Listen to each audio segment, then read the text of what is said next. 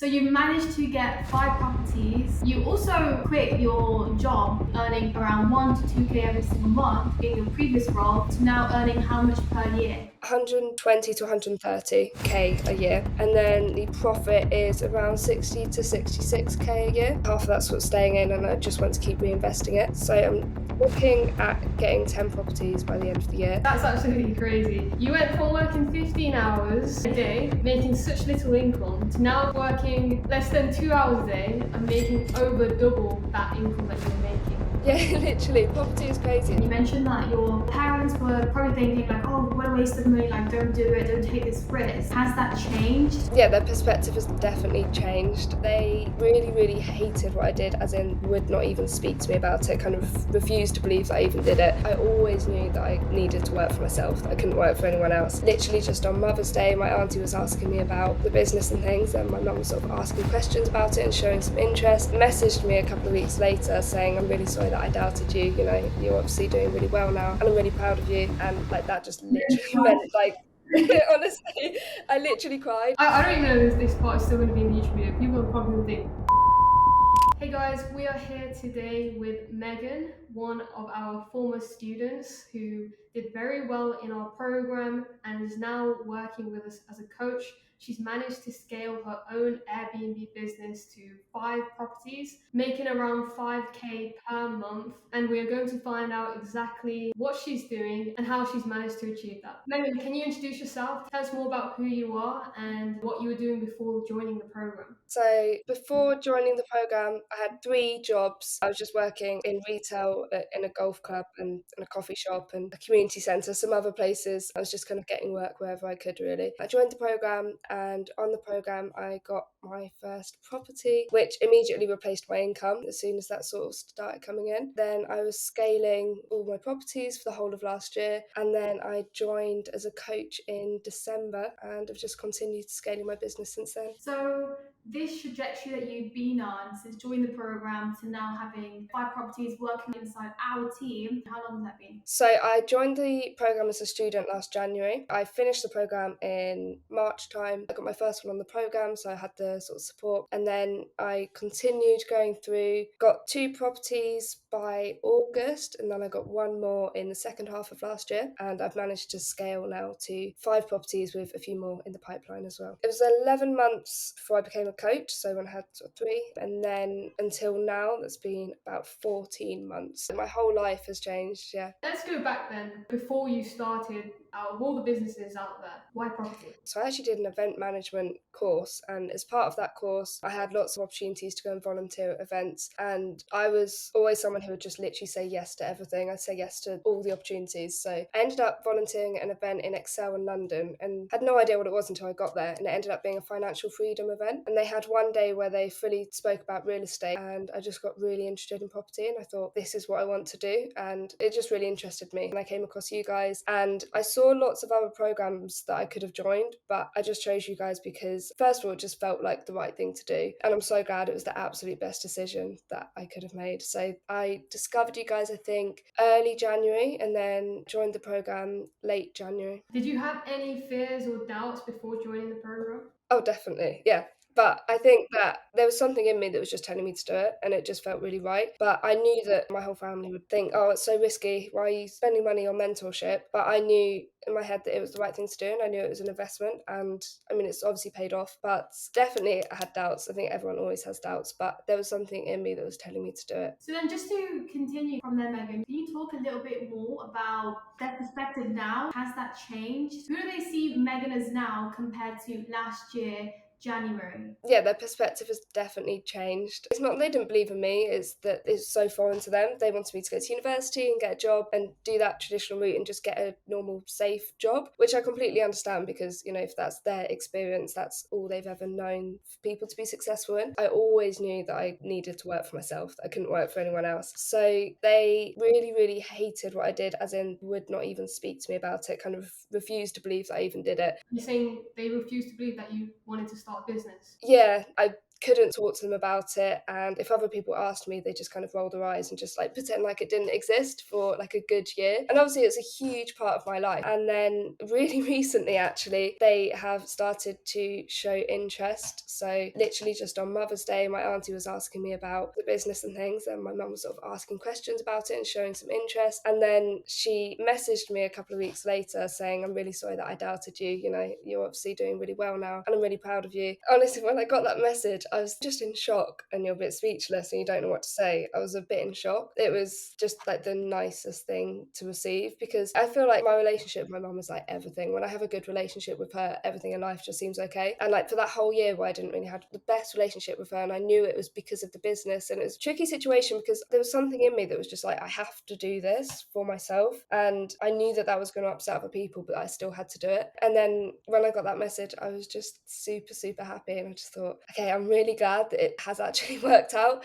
because obviously at the beginning you do have doubts. You think, oh my gosh, what if they're right? What if this does fail? And I think actually it was almost a good thing, because it really pushed me to kind of prove people wrong and prove that this really does work. Honestly speaking, that's a moment that a lot of people dream for. Just like parents to say, I'm proud of you, like you've come such a long way, and just for them to accept what you're doing. But at the beginning, it's just something that we need to be willing to expect. We shouldn't have the expectation that they are going to be over the moon about it. And that's why a lot of people potentially don't get as far as they want to. And I think we spoke about this on the dinner as well. I completely understand that life is not easy right now, and there's a lot of things going on, there's a lot of noise, but believe me, the people that do come out on top are those that withstand it. And you did do that, and now you get to do all the things that you like moving out and all those crazy things that you've done. So can we talk about, Megan, all the new changes in your life? You were working multiple jobs, 3 jobs, to 1 year later. What does life look like today? What big milestones do you feel like you've achieved? It's obviously I've moved out of my parents' house, which was such a huge thing for me. I really needed my own space, and it was just a huge thing. And I'm super happy now. I've got my own apartment, and I knew that I wanted to live on my own, and I've always kind of said that. And I remember my whole family saying, oh, you won't be able to afford that. You'll have to share with a friend, or when you move out, you'll probably be in a house share with other people or in a room or something. I thought, no, I really want my own kitchen, my own bathroom. I really, really want that. That's all I wanted. So I was really determined to kind of work hard so that I could live on my own and not have to share with anyone else. So yeah, I'm really proud of myself that I did actually get to do that and kind of prove people wrong in that respect. But yeah, life now just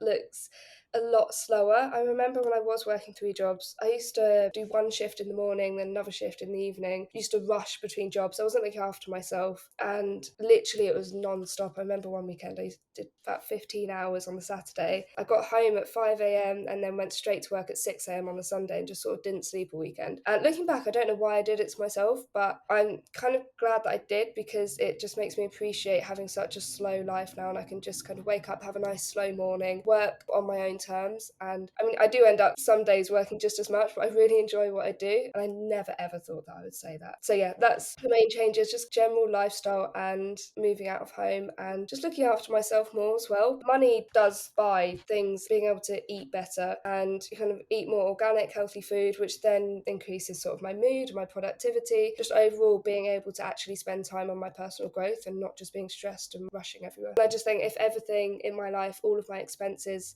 that I can get a property to cover that. That's the way that I like to do it. Is that not a life hack? So anytime you want to purchase something, you just say to yourself, okay, the car that I want to get is about £500 a month. So if I get another Airbnb in this area, and this property should generate me around £1,000 of profit. So then you can just onboard a new Airbnb and that pays for the car. Is that kind of what you'd say that you're currently doing? Yeah, exactly. Can you walk us through then, Megan? Like, what are your numbers right now? What's the revenue that you're making at the moment? What's profit as well? And then also walk me through what is it that you would like to achieve by the end of the year? The yearly income, as in revenue, is around 120 to 130k a year, and then the profit is around 60 to 66k a year. Obviously, half of that's what's staying in, and I just want to keep reinvesting it. I'm also speaking to 2 investors at the moment that want to invest in the business, so I think I should be able to scale quite a lot quicker in the next few months, which would be really good as well. So I'm looking at getting 10 properties by the end of the year, and I haven't actually thought much further than that, I have to admit, but 10 properties by the end of the year, and then we'll see from there.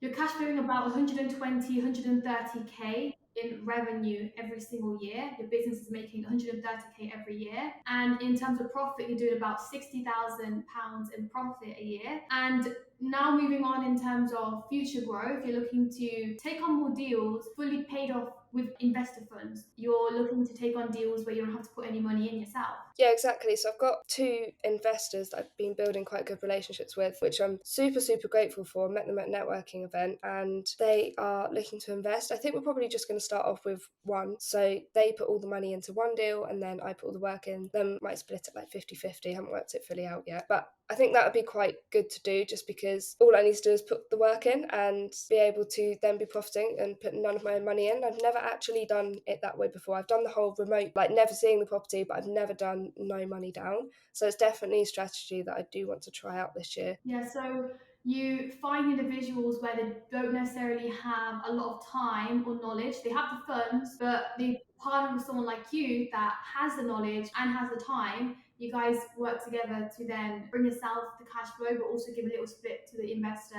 So that's a win-win scenario. Yeah. Exactly. So it's good for them because the returns that they're going to be getting is so much greater than anywhere else. Even other property strategies, it's still quite a fast strategy of being able to just get your investment back so quickly. So I think that that's what does attract them to it. And yeah, I've got a couple of people who are actually in property themselves, but they've just released equity. So they have quite a lot of funds to be able to put in. So yeah, I'm excited to start doing that, definitely. Just out of curiosity then, how many hours a week do you spend on your short-term rental business? So it does completely depend. Usually, I would say just management and things like that, like under 2 hours is what I could spend. I'd say less than that, to be fair, just maintaining and managing because there's not much. I mean, I've set everything up so everything's automated. And there's not much to do management wise, but obviously I do spend a lot more on that. I try to spend at least an hour a day on different ways to scale and looking for more properties and things. But at the moment, it's more like 4 hours a day just because I'm onboarding new properties at the moment. So I go through busy periods and then slightly less periods. But if I, for example, was going on holiday for a week or something like that, I literally could spend an hour on the week just checking that everything's okay, checking that everything's running smoothly, and then it would just kind of run itself, which is really, really nice to know. That's absolutely crazy. You went from working 15 hours a day, making such little income, to now working less than 2 hours a day and making over double that income that you were making when you were working those jobs. Property is crazy. I still can't believe it now. I can't believe that I've only been doing this for a year. It literally feels like that was yesterday, and I still can't quite believe where I'm at now. Next year, I'm hoping on being even further. I just think, yeah, time goes really, really quick. It's crazy how much you can actually change your life in a year. Yeah, can I just go back and ask then? So you spoke about management whilst you're on holidays. How many holidays and what trips have you taken in the past year? So I went to Greece for 10 days in September and the business allowed me to do that. I literally just would never ever be able to get 10 days off work before, or I wouldn't mentally allow myself to either. But yeah, I just took 10 days off. I didn't have to ask anyone. I remember I was literally in Greece and I was sat on the beach and I posted this on my Instagram story and I was literally on beach on a sun lounger and I got a booking come through for, I think it was like 1.5k or something. And that was crazy to me. I was like, I've just been for a swim in the Mediterranean Sea. It's something that you only saw people on the internet showing this on Instagram and things like that. And to actually experience that in real life was absolutely crazy. And since then, I went to France for 10 days in February. And I mean, I was still working in Greece as well, but not much at all. And in France, I was still working. I was even still doing the coaching role as well. And I still got to kind of explore France. And having that location freedom was such a big goal of mine. So yeah, that was really cool. So you've got time freedom, you've got location freedom, you've got financial freedom to an extent. I mean, financial freedom means different things to different people, but the fact that you no longer have to depend on a job, would you class that as an element of financial freedom? Definitely. I think the freedom is the fact that I don't need to worry about sort of paying bills or paying rent or anything like that. I know that it's all going to be covered as long as I have these properties, as long as I have the business. Well, so forever. So I feel like that is financial freedom to me, but there's levels to it, obviously. I'm still not where I want to be, but money doesn't cause any negativity like worry or stress anymore. That's a huge journey that you've been on. What systems, automations have you had to set up so that you can go out, enjoy your life, and not just constantly be worried and stressed? Because a lot of people think that this can't ever be a business where they can just kind of relax into it. I know that at the beginning that you have to put in a lot of work, but what kind of automation systems have you put in place that you now can enjoy at the beach and get these bookings rolling in? So automating all the guest messages and creating guest guides was the biggest thing that allowed me to take a step back, because guest communication is kind of the main thing when you're having to tell them when they can check in and things like that. Just giving them all of the information that they will ever need, even things like how to turn the oven on, how to turn the heating on, and like such a clear guide for every single property that's automatically sent to them, and taking all the sort of automating the security deposits, getting them to sign the rental agreement, so if they don't do that they won't get the access code. So everything's just set up in a way where it is fine and it just runs itself. And it's so rare that I get a phone call from a guest because they have everything they need. There's no need for them to contact me. When they do, it's fine. I quite like talking to them, but that was really, really rare. And then sort of things like dynamic pricing and just making sure that everything syncs up correctly. I have been looking for the past month or so, just trying to find the right person, but looking for a VA just to kind of take the small management that there still is off my hands. And VAs can even sort of do things like doing outreach for me to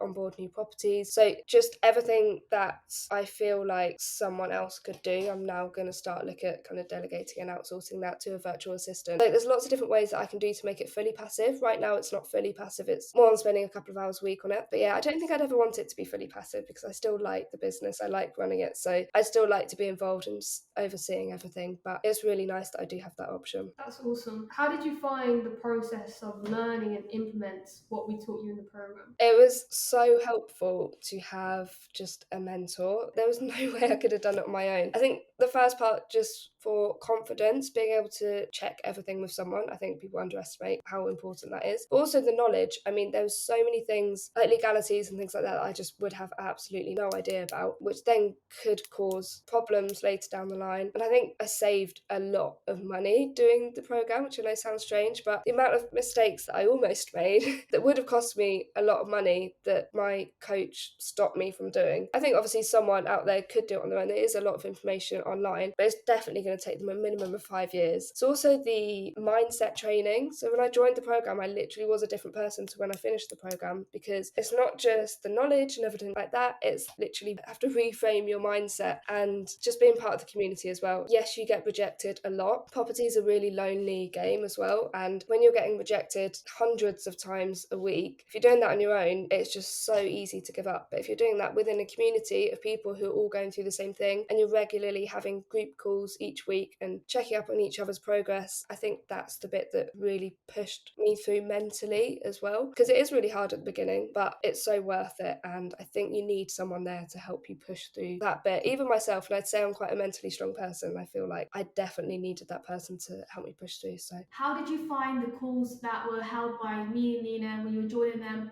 What kind of value do you feel like that provided you? obviously we see you guys on social media and on your YouTube channel and things like that. I think just being able to talk to you guys weekly and have a conversation with you, and I think it just, like, the main thing for me, it just made it real. And because yes, you can see everything on social media, but there's still a part of you in the back of your head that says this is just online. And it's different when you're actually having a face-to-face conversation with sort of people like you guys, and realizing that it is achievable and like you're real people. And also just spending time with you guys, because your mindset, I mean, you are an average of the 5 people that you spend most time with, so spending time with you guys, it just subconsciously, your mindset and everything like that, it was slowly reframing my mindset throughout the program, and that was so important. What kind of mindset shifts have you had along the process of the journey? If you could, like, say, two big mindset shifts. First one, that money's good, money's not evil. I used to believe that all rich people were evil and thinking, oh, they're evil, they want to make lots of money. And I fully have to reshift that belief. And now I've realised that I need to make money so I can help people. You can't help people if you don't have any money, unfortunately. That is just the way that the world is. And it just, like, money kind of runs the world, and you just kind of have to live with that. So you might as well have lots of it so that you can then then do good in the world, because you can't do any good in the world if you don't have any of it. And also the belief that you have to work really, really hard to make a lot of money. So I've seen every single person in my life work super hard, super long hours, and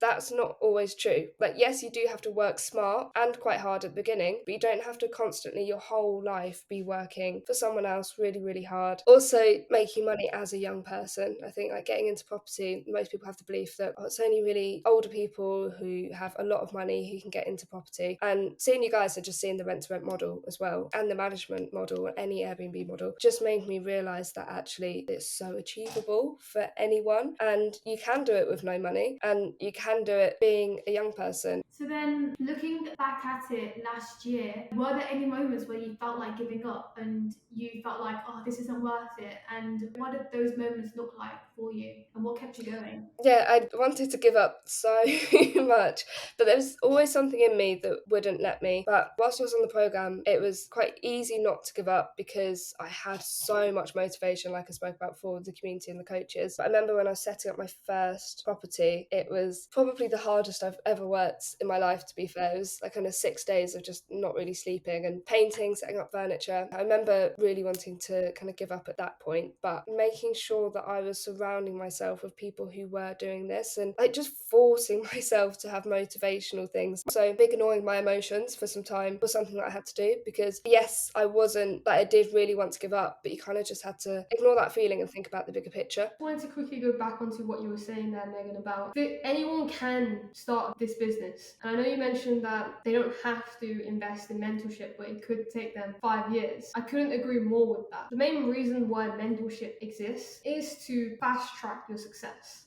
if you're willing to put the work in. Most people ask, how much does a mentorship cost? The question that we always ask them back is, how much does not joining the mentorship cost you? Because like you said, Megan, if it takes them a few years to get it done on their own, if we look at what you've managed to achieve in a year, Megan, and compare your results to someone that hasn't achieved them, it would probably cost them 60k every year. I think that's just a really good way of putting it. It's what you're losing out on. Yeah, so of course, Megan, you had joined our mentorship. You managed to get success from the program. But then after, you wanted to apply for the success coach role. So what was the reason behind that? Well, I was actually piano teaching before that. I didn't need to be full stop, to be fair, but I really loved teaching. It was something I didn't want to give up, and it was just something that was quite different. But it was getting to the point last October or something where I was feeling like it was a bit of a distraction, and I thought that I wanted to spend all of my time on the business, and any time that I wasn't spending on the business, I just felt like I didn't want to be doing, basically. So I wanted to go full-time property for a while, but also I really wanted to keep teaching. And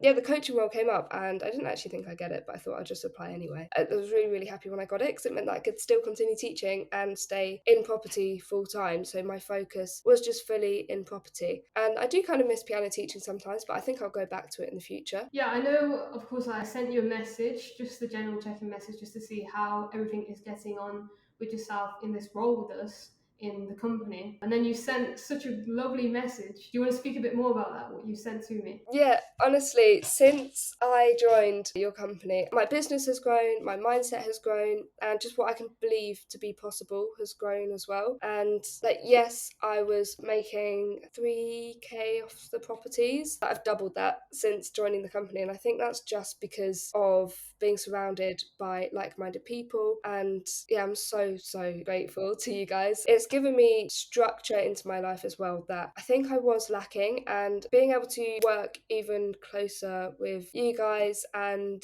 the other coaches and even the students, it reminds me on a daily about where I was a year ago, and it reminds me how far I've come. Getting your first deal is the hardest. That's like, there's no doubt about that. After you've got your first deal, you can kind of leverage that, and then getting deals after that gets a bit easier. I'm so grateful for you guys believing in me, because it's helped me believe in myself, which is obviously so important, and obviously to scale my business as well. So yeah, I'm so grateful. Thank you. Oh, that's crazy. Wow. Thank you, Megan, for sharing that. Especially when you sent the message over to me first time, I was like, Damn. Even when you posted like the keys to your apartment in the Better Everyday channel, and even when you're on holiday, you're sharing what you're doing. I love seeing it because everyone's just winning around us in the company. Exactly. I love that Better Everyday channel because I never thought that I'd actually be part of a workplace where everyone's so supportive and everyone's just looking out for each other and everyone wants to do well. Like all my workplaces in the past, have been sort of drama and things like that, but obviously there's none of that. It's kind of made me realise that we're all working towards the same goal and there are actually really good people in the world, and it's just really grateful to be able to work with so many of them. Just to wrap things up then, what would you say to someone who's on the fence about joining the program? Just do it. You can be one of these people, and I was one of these people, who watches YouTube videos for years and